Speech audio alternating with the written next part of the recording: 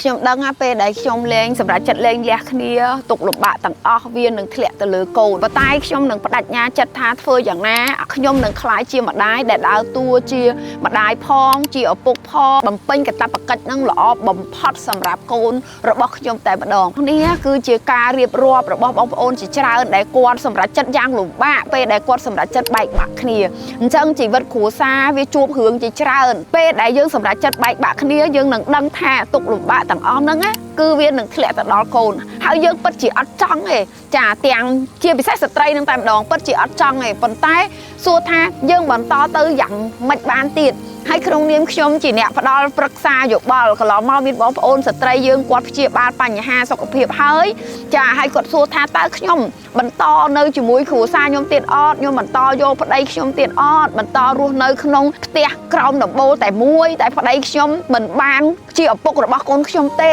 ប្តីខ្ញុំគឺគាត់មានស្រីផ្សេងប្តីខ្ញុំក្បត់ចិត្តខ្ញុំប្តីខ្ញុំមានជំងឺឲ្យខ្ញុំគ្រប់យ៉ាងការដែលធ្វើឲ្យយើងជាអ្នកប្រឹក្សានេះក៏លំបាកនៅក្នុងការណែនាំចាព្រោះអ្វីៗគ្រប់យ៉ាងវាជាការសម្រេចចិត្តតែម្នាក់គាត់គឺអ្នកម្ដាយសម្រាប់ចិត្តខ្លួនឯងយើងគ្រាន់តែលើកទឹកចិត្តថាមិនថាដរាបណាទាំងអស់ចាអ្នកម្ដាយមានក្តីស្រឡាញ់ធំធេងណាស់ចំពោះកូនហើយយើងក៏អាចដើរតួជាឪពុកផងម្ដាយផងដើម្បីសម្រេចបំណងប្រាថ្នារបស់យើងនឹងឲ្យកូនយើងមានអនាគតបានដូចគ្នាចានេះគ្រាន់តែជាការលើកទឹកចិត្តប៉ុន្តែក៏មិនបានជំរុញឲ្យគ្រប់គ្រួសារទាំងអស់ហ្នឹងត្រូវបែកបាក់គ្នាដែរតែក៏មិនលើកទឹកចិត្តឲ្យស្ត្រីយើងទ្រាំដែរអានេះចេញពីខ្ញុំផ្ទាល់តែម្ដងព្រោះការទ្រាំហ្នឹងវាគ្រាំគ្រានណាស់ចាទ្រាំទាំងយើងទទួលយកគ្រប់យ៉ាងចាជាស្វាមីយើងហ្នឹងគាត់បានយល់ពីយើងគាត់បានយល់ថាប្រពន្ធគាត់ហ្នឹងមានបញ្ហាអីខ្លះគាត់បានយល់ថាគ្រួសាររបស់គាត់ហ្នឹងត្រូវតែមានសុភមង្គលបែបម៉េចកើតចេញពីគាត់អញ្ចឹងទុកលំបាកទាំងអស់វាដូចជាឋាននរកលោកីអញ្ចឹងវាធ្លាក់ទៅលើគ្រួសារវាធ្លាក់កូនរបស់គាត់វាធ្លាក់ទៅលើជីវិតរបស់គាត់អញ្ចឹងបងប្អូនទាំងអស់គ្នា